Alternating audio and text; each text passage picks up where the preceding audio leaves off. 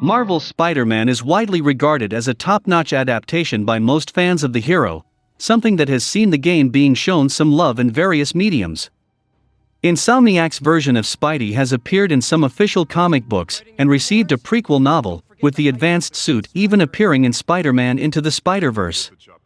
However, Into the Spider-Verse is no longer the only time Marvel's Spider-Man has been acknowledged on the big screen. Recently, Tom Holland revealed that one of the moves his version of Spidey pulls off in the film is directly inspired by Marvel's Spider-Man.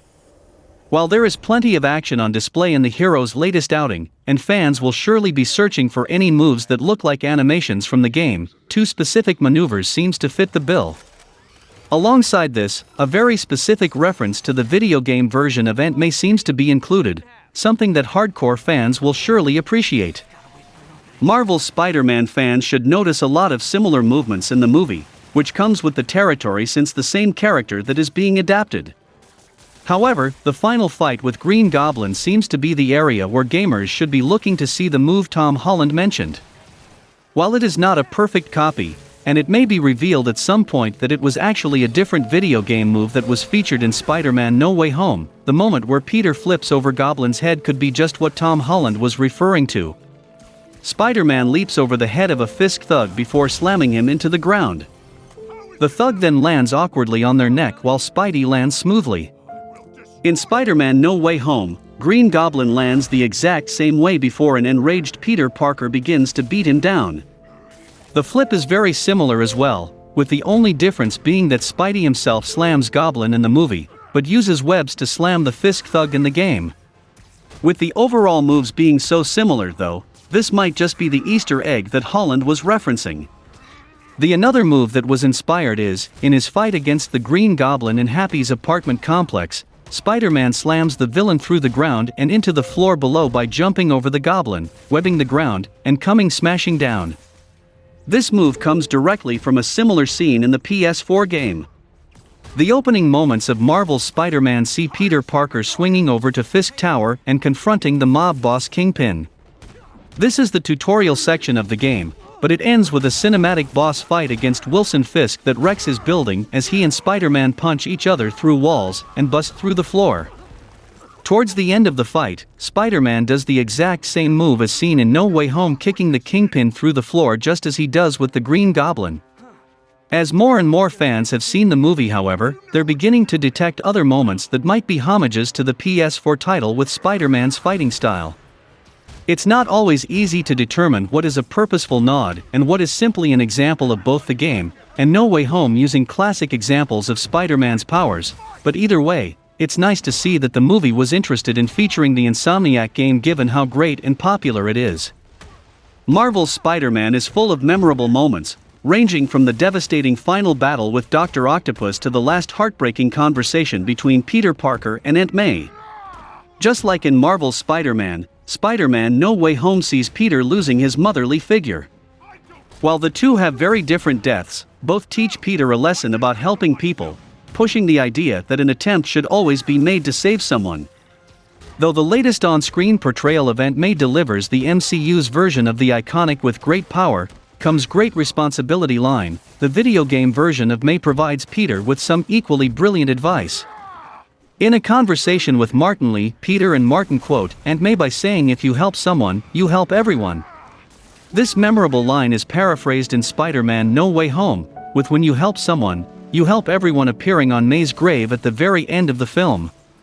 The use of this dialogue shows the level of care put into the latest Spider-Man movie, and the respect for Insomniac Spider-Man. This year has been a very good time to be a Spider-Man fan. 2021 started with many fans of the wallcrawlers still making their way through the enjoyable Spider-Man Miles Morales, and then as the summer months dragged on, Marvel released the stunning first trailer for Spider-Man No Way Home. Now that the film is finally out and audiences have been able to soak in all of the magnificent sights, many Spider-Man fans are looking towards the future of the character. For gamers all around the world, one of the most anticipated steps in that future is the long-awaited Marvel Spider-Man 2 from Insomniac. Interestingly enough, the newest Spider-Man film may have given fans a slight tease for the upcoming Insomniac sequel. Spider-Man No Way Home managed to slip in a couple of references to Marvel's Spider-Man throughout its multiversal madness, but there was a brief moment during the film's climactic third act where various beings could be seen trying to come through a tear in space-time. While many of the forms were difficult to properly identify, one of them strongly resembled a Spider-Man villain who was being teased for Marvel's Spider-Man 2, Kraven the Hunter. Spider-Man has built up a laundry list of ferocious foes over the decades, some of them more popular than others. While names like Green Goblin and Doc Ock are known the world over, Kraven the Hunter as a character is a bit of a deep cut for those that aren't overly invested in the comics. Nevertheless, Kraven is one of the most challenging villains that Spider-Man has had to take on, as he is a master tactician with a keen eye towards big game hunting. Kraven views Spider-Man as the greatest hunt of all, and unsuccessfully tries to defeat the webhead on numerous occasions to prove that he is the best hunter in the world. While he has a flair for dramatic fashion choices, Kraven has never had the same mainstream success as other villains like Venom or even Electro. However, by giving a brief look at the character in No Way Home, Spider-Man fans that usually engage with the character through the films now have some sort of baseline for when Kraven shows up in Marvel's Spider-Man 2. Creating that foundation in even the smallest sense should get some fans thinking about the character, so when Kraven eventually appears in Spider-Man 2, more gamers won't be completely unfamiliar with the villain. If the massive box office success of Spider-Man No Way Home is any indication, a wide range of fans are ready for all elements of the character to be embraced in all pieces of media. The appearance of so many Marvel Spider-Man Easter eggs in No Way Home is a true testament to how successful Insomniac's superhero venture was, and the fact that the film could be teasing the next installment shows just how influential the game has been on Spider-Man's legacy as a whole. It just goes to show that if there's any Marvel hero who can transcend all forms of entertainment, it's the webhead. The fact that video games once provided cheap film tie-ins for Hollywood blockbusters, and now those same films are taking elements from popular games, demonstrates how far the gaming industry has come. Comic book properties have always been about crossovers, so seeing No Way Home leverage that mentality by potentially providing a small nod to Marvel's Spider-Man 2 is a big step towards fully merging the two art forms. Hopefully, when the release of Spider-Man 2 draws closer, the game will be able to better market itself on Kraven's appearance thanks to this brief showing in No Way Home. Speaking of Marvel's Spider-Man 2, Marvel's Spider-Man offers a cosmetic suit selection that reaches to all corners of Spider-Man's diverse mythos and source material. Insomniac Games has continued to introduce new suit skins into Marvel's Spider-Man since its release through intermittent DLC packs and spontaneous updates, such as the webbed suit from Sam Raimi's Spider-Man trilogy. Of course, there are still many skin cosmetics that fans hope to see in Marvel's Spider-Man or its sequel. Glitches in Marvel's Spider-Man have been stumbled upon by players that briefly allow them to free roam as Peter Parker, unmasked and dressed in civilian garb. These glitches mistakenly transition Peter's character model to Marvel's Spider-Man's open world instead of the player's suit selection. While Peter's mild-mannered, unmasked appearance is not officially available in Marvel's Spider-Man as a skin cosmetic, its addition to Marvel's Spider-Man 2 could uniquely set it apart. Marvel's Spider-Man lacks a full-fledged Peter Parker skin dedicated to free roam, where players can traverse and engage in combat. Instead, Insomniac has danced around it with cosmetics where Peter is stripped to his boxer briefs or wearing collegiate Empire State University apparel. Likewise, Marvel's Spider-Man Miles Morales skin cosmetics feature both a casual and a formal Brooklyn Visions Academy outfit, as well as a jacketed sportswear outfit. But in all of these skins that lean more toward their secret identities, Peter and Miles are masked nonetheless. Peter and Miles are both playable while unmasked in narrative-specific sequences where players walk about or lightly jog before entering the open world once more in the suit of their choice. To that point, there are sequences where the character will wall crawl or fire webs while unmasked. Marvel's Spider-Man's Silver Lining DLC even has players, as an unmasked Peter, eavesdrop on Hammerhead thugs through NYC streets, crawl up the side of a building and web zip. I understand that according to the Spider-Man story, he should be undercovering his identity. But Insomniac can give options to free roam as Peter Parker and Miles not wearing masks, through cars and other vehicles like in LEGO Avengers. Nonetheless, we will have to wait a long while before such a skin is either confirmed or not for Marvel's Spider-Man 2. Sony made many acquisitions in the year 2021, but it also made some partnerships along the way too. Along with its partnering with Haven Studios, the PlayStation publisher also announced a team-up with Deviation Games at Jeff Keighley's Summer Game Fest event this past June. The team didn't have much to say then about the Sony partnership, but it seems now they are finally able to reveal that their first title will be going into full production in 2022. Led by former Treyarch chief Jason Blundell, Deviation Games is now home to 100 employees from across the video game industry. In a new video, Blundell explains that the team has been working through a rigorous post-production period, but is now ready to begin work on their first game. He explains that the team's name Deviation came from his and the team's desire to move away from the normal, humdrum, samey games that have permeated the landscape for so many years. Blundell's hope is that Deviation's newest title is instantly recognizable from screenshots and something that will stand out during a PlayStation Showcase conference. It is likely that Deviation Games' title will be a first-person shooter, as it is a genre Blundell is intimately familiar with.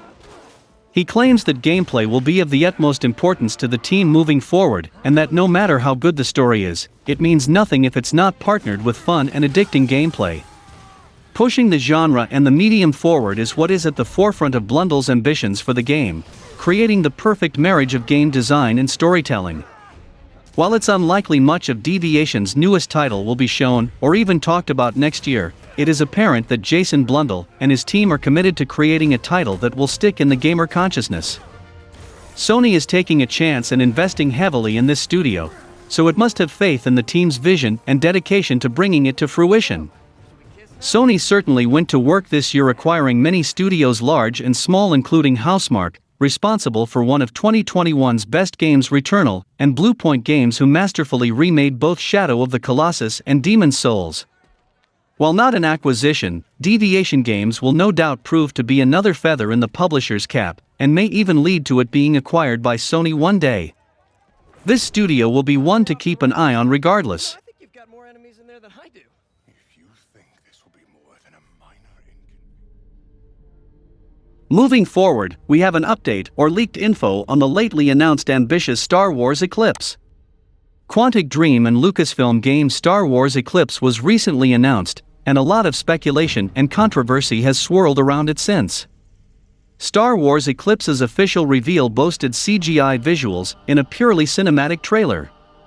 But while the actual game will no doubt be comparably impressive from a graphical fidelity standpoint, fans have wondered what Star Wars Eclipse's gameplay would look like. Tom Henderson, who was among the first individuals to leak Quantic Dream's Star Wars game, has recently shared more news about when players can expect to get their hands on it. But another individual who successfully leaked Star Wars Eclipse before its announcement has surfaced with fresh information about what Star Wars Eclipse's gameplay may look like, with some fairly surprising design choices from Quantic Dream if true. Multiple reports about Star Wars Eclipse have circulated and depict a number of supposed gameplay details. Of course, until an official announcement is made, these rumored leaks should be received lightly, though some credibility has been added due to the leaker's previous claims. Nonetheless, if the leak is to be believed, Star Wars Eclipse will feature an open world and multiplayer elements, competitive. Quantic Dream's titles are chiefly cinematic and narrative-driven, with branching dialogue choices that determine a sequence or character's outcome. In fact, Quantic Dream's Detroit, Become Human, Beyond Two Souls, and Heavy Rain all follow this formula. The leak appears to suggest that Quantic Dream will abandon this formula for gameplay that is less rigid or on rails. With a non-linear open world that features some sort of multiplayer component, Star Wars Eclipse would surely be Quantic Dream's most ambitious and gameplay-rich title. It is unclear what competitive multiplayer might look in a new Star Wars game, let alone a Star Wars game developed by Quantic Dream. Star Wars Eclipse is apparently extremely early in development, and, if these rumored leaks about gameplay details are true, Quantic Dream will likely take as much time to develop it as possible, with new systems and features that spell an unfamiliar and emergent territory for the developer. The return of Lucasfilm Games was one of the biggest video game surprises of 2021, and so was how fast it worked. Several Star Wars video game projects have been either announced or rumored since then, with the KOTOR remake and Quantic Dream's Star Wars Eclipse both falling into the former category. All we have seen is a cinematic trailer. This isn't all too uncommon, especially for games early in their development cycles. However, it may not be the best news for Star Wars Eclipse. It seems the game has already encountered serious development issues that may very well impact it in the long run. This information comes way of Tom Henderson's sources, including those familiar with past and future Quantic Dream plans and more. All of this information should be treated as rumor. Apparently, Star Wars Eclipse originally started off as an MMORPG codenamed Project Karma, but was rejected by Sony for Detroit Become Human. These MMORPG assets would eventually be repurposed and pitched as a new Star Wars game. Quantic Dream's engine is supposedly struggling with Star Wars Eclipse, as it was only designed for confined levels and limited NPCs, thus suggesting the initial scope for the game may be beyond Quantic Dream's current resource capabilities. After all, the studio is also reportedly struggling with the multiplayer aspect of Star Wars Eclipse, and, after 18 months in production/development, there is still no playable internal version of the game. Part of this seems to be a struggle for resources. After Detroit Become Human, the studio was reportedly looking to get more resources and expand the studio's size and scope. Combined with this is the fact that Quantic Dream is having staffing issues due to allegations as well. What comes of these accusations, as well as the development trouble of the game itself, remains to be seen. However, I hope the game comes finished as a complete product for us to enjoy. I have already discussed the High Republic setting that the game is gonna take place in a previous video, so go check it out there. And I will be sharing each and every update for every Star Wars game in development and new updates for released games. Quantic Dream are masters of storytelling and branching narratives, and I believe that this title will stand out like KOTOR did, maybe will gain even more popularity.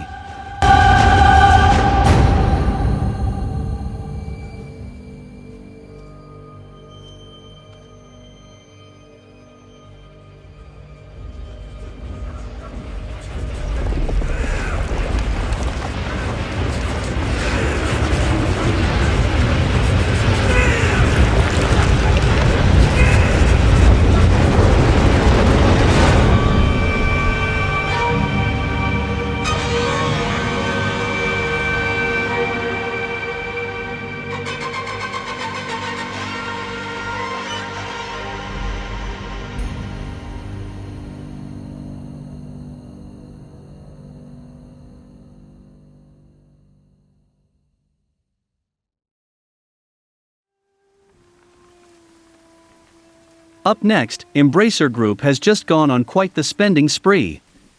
Only 4 months after it acquired 8 new game studios, including 3D Realms and Ghost Ship Games, the holding company recently bought out 2 more, Perfect World Entertainment and Shiver Entertainment.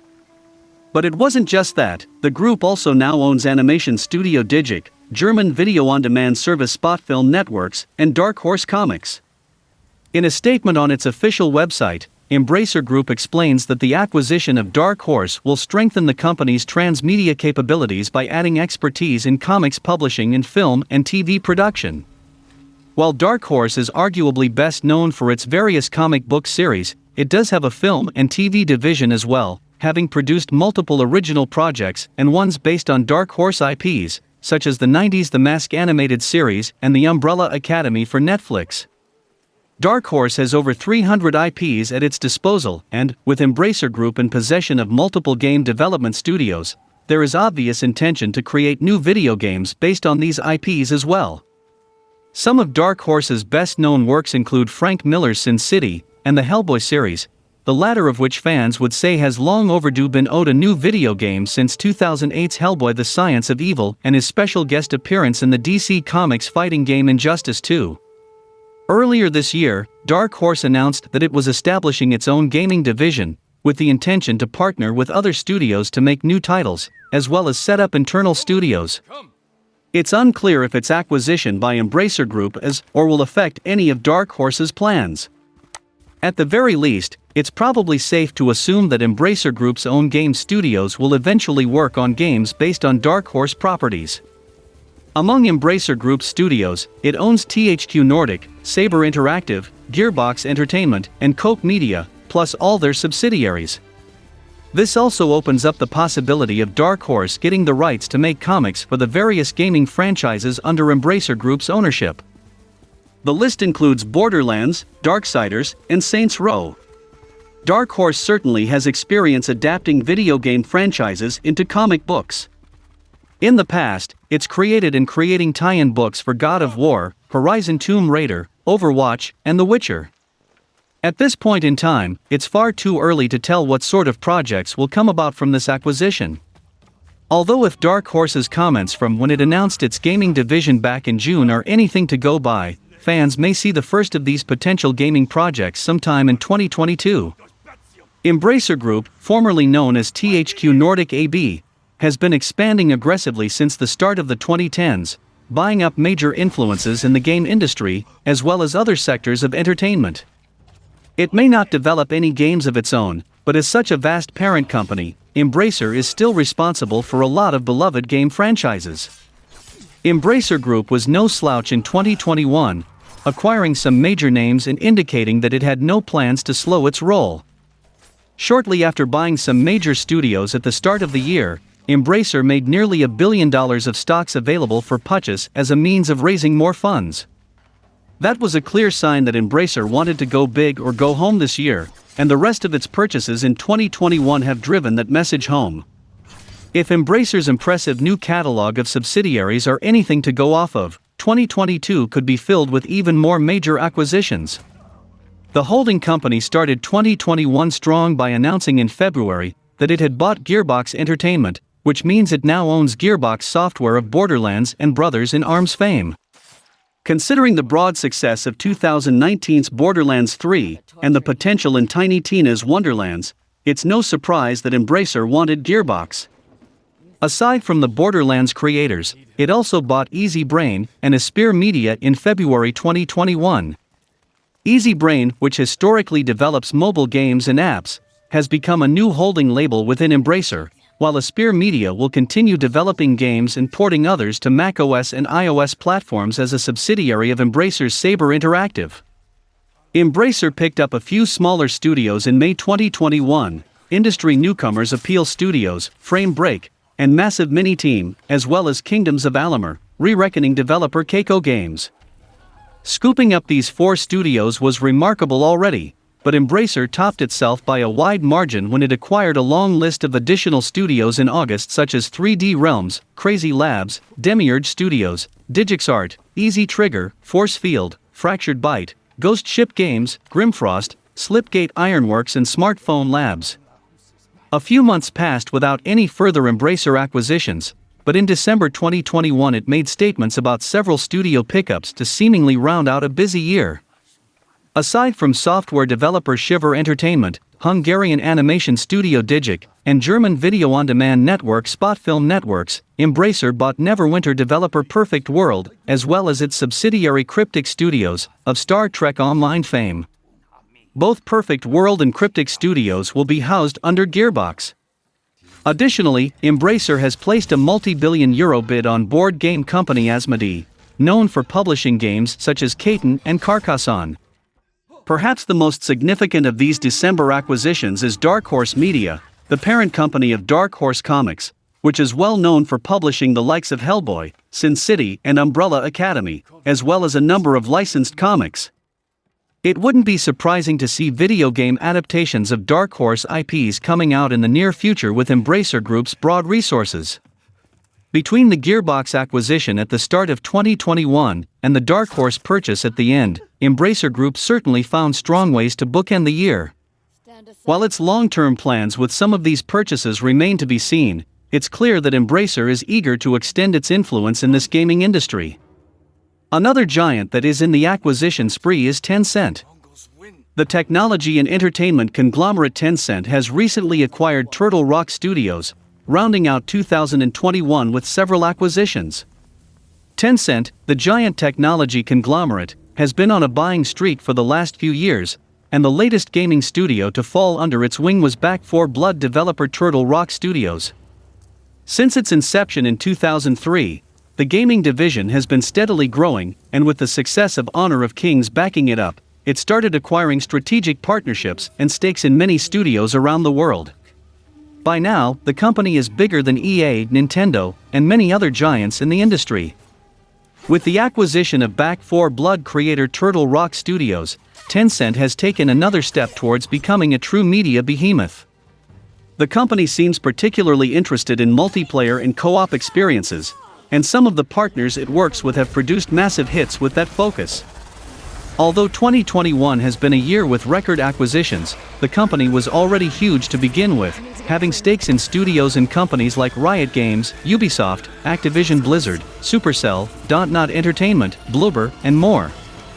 This list for 2021 will specifically count studios where Tencent is a majority holder, as its investments in general are many.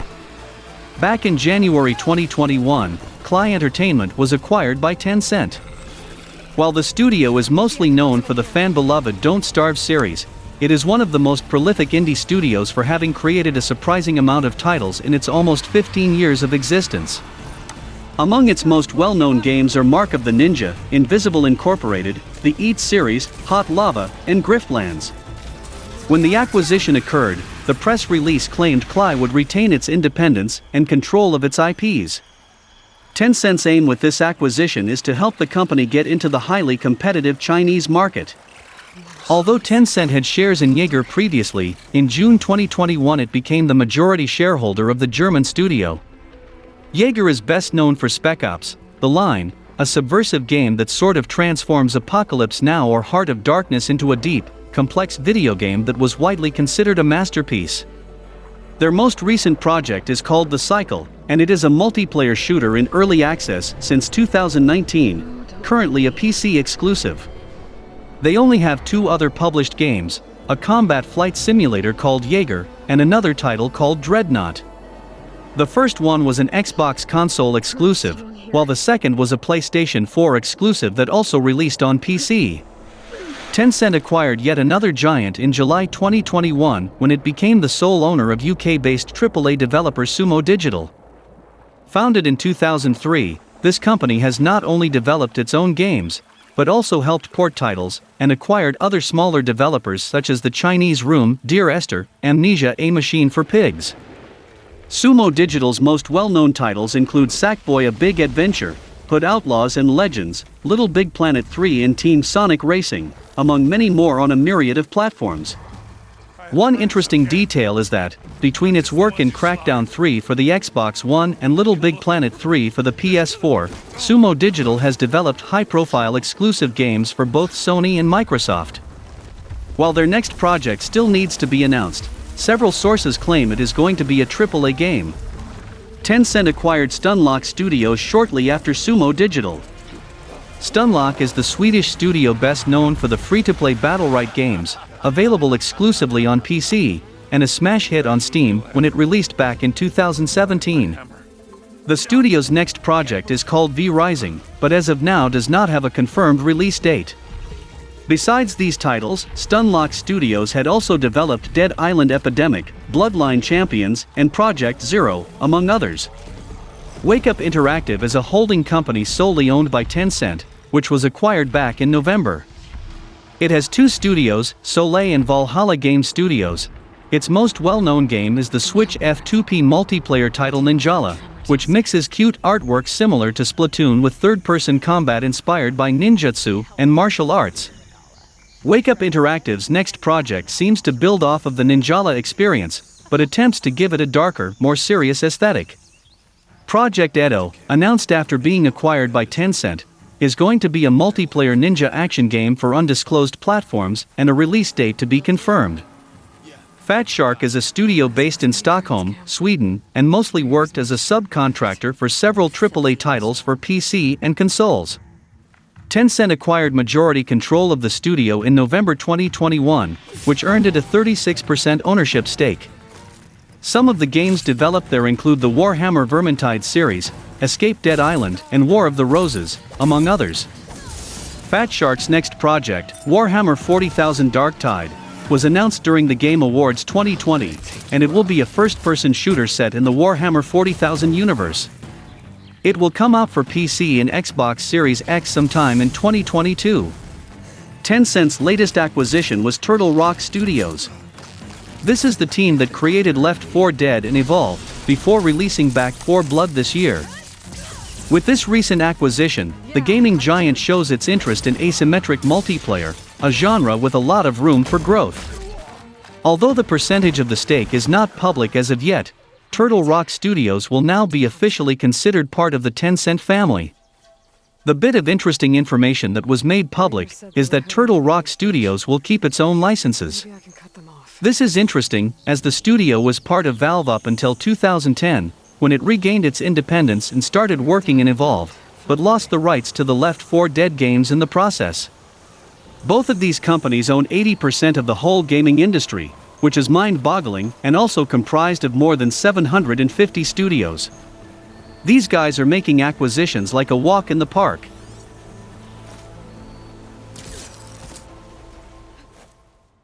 It's too cold to change out here. Despite publishing both Ori and the Blind Forest and Ori and the Will of the Wisps, it appears that Xbox will not be doing the same for Moon Studios' next title. That game, while in very early stages, will not be a sequel to Ori and the Will of the Wisps, and is billed as a grand vision of an RPG that will push the boundaries of what the genre has offered the industry and gamers so far. CEO of Moon Studios Thomas Mahler recently opened up about the decision to not partner with Xbox Game Studios this go-around. Mahler explained that he and the team have decided to partner with Private Division, publisher of games such as Hades and The Outer Worlds, mostly due to exclusivity reasons. He goes on to say that during Moon Studios' partnership with Microsoft, he and the team were inundated with fan requests to port the Ori titles over to PlayStation or Nintendo Switch, so that the gamers who didn't own an Xbox console had the opportunity to experience them. While both Ori titles were eventually ported over to the Switch, Mahler says that this didn't come without a cost, and was only able to happen because the title was small enough to not cause any fuss. Mahler elaborated even further on the exclusivity subject, saying that he thought that Xbox didn't do enough to push their no artificial walls, no boundaries mantra. He has no ill will, but says that he hopes in the future that Xbox has the guts to push their vision further and further and really get their games into as many hands as possible no matter the platform. Mahler hopes that Microsoft and the Xbox team set their sights on becoming industry leaders in this particular field. Even though Ori and the Will of the Wisps only released early last year, it has been reported that Moon Studios' next title has been in development since last July, will be a 3D action RPG, and, as mentioned previously, is aiming to innovate in the RPG genre. Judging from the reception of both Ori games, Mahler and the team will not doubt put their heart and soul in this next title. I personally believe and support exclusives, as it plays a major role in game development and success of a particular platform. But, I have to point out the hypocrisy by Xbox, who says the mantra, when everybody plays we all win and do stuff like this, and saying things like Bethesda's titles will be on PlayStation. I want Xbox to have exclusives including PC excluded, but seeing these type of actions prove that the words they spell and the actions they do are hypocritical. Recently Xbox has released a 6-part documentary covering 20 years of Xbox. Go and see the documentary, it has a ton of information, not the whole picture, but I like watching documentaries. A recent Xbox documentary reveals that Microsoft rejected an offer from Rockstar in 2001 to launch Grand Theft Auto 3 on Xbox.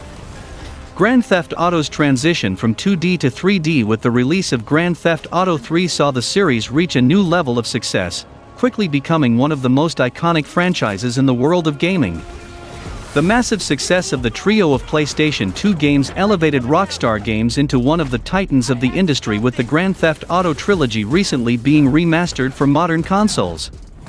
However, a recent documentary on Xbox revealed that Microsoft had turned down the chance to bring the impending phenomenon to Xbox on launch.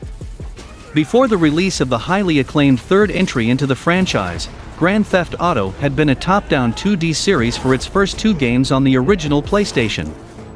The first 2 games saw moderate success, with critics praising the freedom of their gameplay, but failed to break through on the level of future games in the series.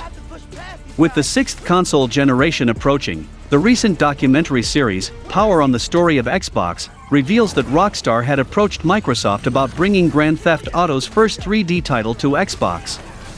In the 6-part documentary series diving into the history of Xbox, several figureheads within Microsoft's Xbox division speak about the birth of the console, and among them, Director of Third-Party Relations Kevin Backus and Drew Engeloff, another employee working for Microsoft at the time, explained that a team of newly important executives had rejected Grand Theft Auto 3. The unnamed executives believed the franchise would struggle to transition from 2D to 3D, citing a complicated user interface and doubting the potential success of GTA 3 based on the previous 2 games. While Grand Theft Auto 3 and its follow-ups in Vice City and San Andreas would see massive success launching as exclusives on PlayStation 2, the open-world shooter franchise would eventually come back to Microsoft, with the 3 games making up Grand Theft Auto's 3D trilogy later coming to Xbox. The series has since gone on to become a staple of the gaming industry, with future main series titles launching on Xbox alongside the PlayStation versions.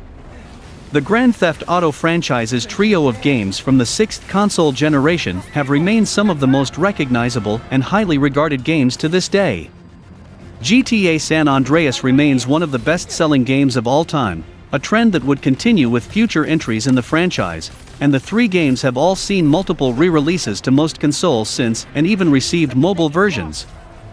Grand Theft Auto 3 revolutionized the franchise and helped push Rockstar Games into its juggernaut status, with or without the help of Microsoft. And I think it's really a missed opportunity for them. More would have predicted it, because Microsoft came into the gaming space to take away from Sony, not for passion or creating something extraordinary. No wonder they are kicked in their asses for the whole Xbox lifetime, until now. Microsoft has acknowledged the Red Ring of Death many times in the past, and has even went as far as to make some jokes on the matter. Earlier this month, Microsoft released Xbox 360 Red Ring of Death posters in order to make light of a trying time in the company's history. Former head of Xbox, Peter Moore, explains in the documentary that all in all the Red Ring of Death cost the company around $1.15 billion when the cost of repairs and lost sales were accounted for. Even after all these years, many gamers were still unsure of the exact reason the Red Ring of Death occurred in the first place. Leo Del Castillo, a member of Xbox's hardware engineering department, explained that the issue was caused by connectors inside components of the console overheating and breaking.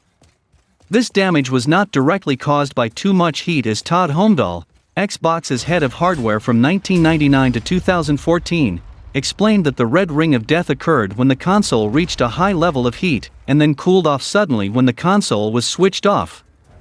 This put a lot of stress on the internal components of the Xbox 360, causing the dreaded Red Ring of Death. Microsoft has officially created a poster based on the Red Ring of Death as part of a promotion for the docuseries Power on the Story of Xbox, which goes over both the good and bad periods of Xbox's history. It's just embarrassing to see Xbox making fun of themselves.